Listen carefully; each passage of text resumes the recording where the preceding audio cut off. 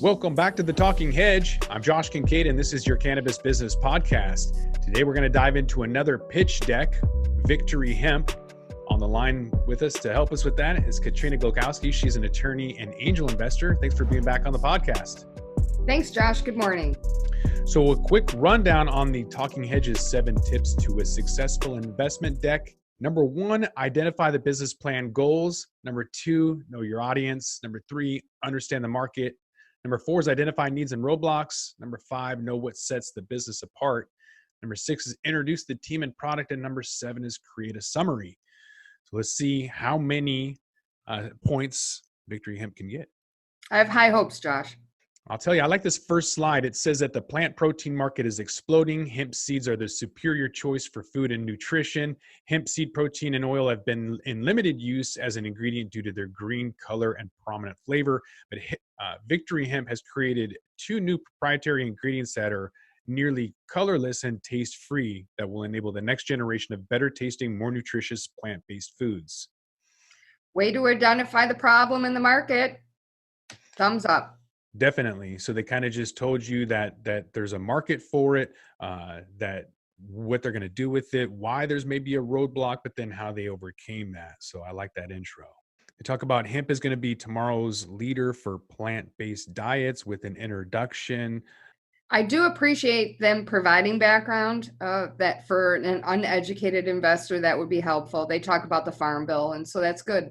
More information, plant proteins. The plant-based protein market is rapidly growing. So it talks about the overall market, $40.6 billion market, and other allergen, gluten-free alternatives. There's the next slide that talks about the outperformance of how to compete with the ingredients, with the proteins and the flavors, allergens, basically a case for hemp. Agreed. Once again, thumbs up. Now, Josh, I like this competitive slide, but the competitive slide does not talk about their competitors. It talks about seed and seed protein competitors. For example, where's Hemp Hearts? They're in Costco. So your main competitor is Hemp Hearts. Maybe it's coming. So there's a lot of slides in here. Ultimately, I think there's 21 slides. We're going to run through a lot of this stuff that is repetitive, like a lot of the education.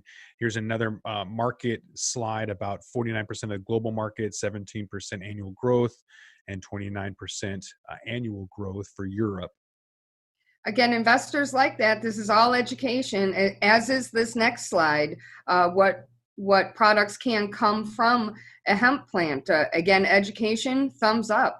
And like we learned from Mike West at Embark up at the International Cannabis Business Conference in Vancouver, BC, where Mike West had moved to Canada to do a lot of things actually with hemp. And one of them is to remove these hemp shells. So I know he's a brilliant guy. And so if he's doing it and this company's doing it, they're on to something.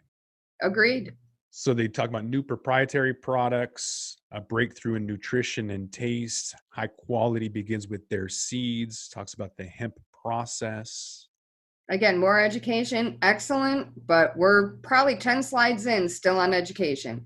So here's a manufacturing plan. They talk about they're currently in a 6,000 square foot facility and want a bigger facility fall of 2020. So with the go-to market plan, the next slide talks about identifying 3 revenue channels to build a business. They have food, skincare, nutraceutical, CBD, animal nutrition, craft beverages, and manufacturers. That's one. And then they have branding, so probably private labeling. Right. Oh no, and then they have retailer private labeling. Excellent.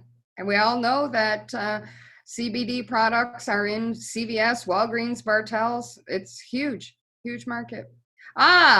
Yay! Somebody who has done a competitor slide. I think this is the first one we've seen, Josh. This makes me so happy. Good job. Thumbs up. So I don't know hemp enough to see kind of who they're missing necessarily. Like I know Manitoba Harvest is gigantic, and so they're in there. But it looks like they have half a dozen or so. So yeah, that's great. Yeah, Hemp Hearts, Manitoba Harvest is Hemp Hearts. They're the biggest. Good for them. Yeah, I'm not a fan of the valuation at 429 million. It's too close to 420. We'll see if that holds. Tilray and their PR machine. Right. So here they get into the demonstrated demand, stepping up the formulations. And so I think that kind of gets into why they're different or know what sets the business apart. Needs and roadblocks. Very good. So far, so good. I'm liking this. Okay. So they have a social and environmental policy, it looks like, where they're talking about within the supply chain, how to improve the model overall. Social impact. I'm liking it. So they say that Victory Hemp is committed to developing hemp seeds as significant and positive addition to American agriculture. So again, that's good. They have 1 million acres of hemp seeds by 2030 to require approximately 200,000 acres and annual revenue of approximately 240 million, and still less than 0.25% of the cropland devoted to corn and soy annually. Those are big numbers, Josh. I think this next slide hits our sixth point to a successful investment deck, which is the team. It has a picture and a bio of the CEO, the chief operating officer, product development, and chief scientist. Identify the team. Box checked. They even have some advisors on there, which isn't in every deck. That's nice. It is nice. Oh, Josh, is it true? Could it be we have financials? We have capital to date statements and projections, as well as current revenue and capital raises in progress. That's crazy. I'm going to need a minute to digest this. But investors love this. It goes back to 2018. Look, they actually made money in 2018.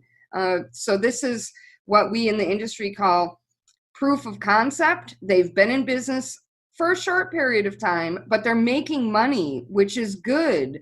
They don't have to be profitable, but they are selling their product somewhere. They have income. That is proof of concept. And the financials, I certainly cannot digest projections for 5 years, but the financials, at least they're addressing them. It's great. I love it. And the fact that they have an existing business is also very comforting to an investor. Good job. Instead of slide 19, I would have liked to see on slide 1 or 2 that the company graduated from a DC-based Village Capital Agricultural Accelerator program 3 years ago. So that's really important that they went through an accelerator program, they made it, and then 3 years later, they're still alive. So just this year, they finished a $1.5 million seed round from financing from private equity and angel resources. So enough to gain, in a squeeze market right now with capital constraints, they're still able to get some capital from various sources. So I like where they're going. I wish they led with that. I agree, because that's also comforting to an investor. I'm not the first one. They went through an accelerator. That's probably why they have a deck that's like this, because this isn't their first rodeo, and it shows. Yeah, so they've raised $1 million with new convertible debt to build towards a Series B capital round in the second quarter 2020. They have milestones for a Series B. They want fully subscribed 500,000 convertible notes for an additional 1 million with new extension notes. So I like that. They have market caps and discounts and interest rates all kind of laid out there, easy to see. And then use of funds, of course. If you're going to lend, you want to know where it's going. Absolutely. We're not going to Vegas with this money. We're actually using it for real things. This is, again, good. And we're at the end. I feel like that should have been the beginning. So we're going to have to do a little recap to see if they made the 7 tips to a successful investment deck. Number 1, did they identify the business plan goals? Yes, they did, Josh. Did they know the audience, both the investor audience as well as the consumer? I believe so. They had extensive slides addressing the market, the possible market, etc. They get a point on that. Both 2 and 3, they knew their audience. They understood the market. Did they identify needs and roadblocks? Yes and no. I'm going to give them a point because they did talk extensively about a plant-based diet. They did talk about allergens. They did talk about protein replacement. But I didn't see anything at all in their slides about the FDA regulating CBD, the USDA regulating CBD. Maybe it's buried in there, but that could significantly change their business model. I'm going to dock them half a point for not having roadblocks. You can blame my puppies for keeping me awake for daylight savings or whatever, but they get docked half a point. Number 5 is know what sets the business apart. I think that they had enough proprietary information where they led with that. What do you think? I agree. They talked about sometimes hemp tastes funny, and their product is designed to address that funny taste. Mm-hmm. Is it true? I don't know. I haven't tried it, but at least the slides address it. In terms of introducing the team and the product, I would have liked to heard more about the product and where it's sold and some directions that they could go for future uses rather than the educational component. There was a lot of slides in there about learning about hemp and hemp seeds, but I would have liked to know specifically, what are you doing to address future needs? Yeah, $300,000 in sales in 2019. Where are they selling it? From an investor perspective, if they have a contract at Whole Foods, I'm in. That's great. That's wonderful. If they're selling it at a farm stand in Tennessee, not as interested. So that would have been an opportunity that they could have exceeded. But I do think they get a point for the team and the product.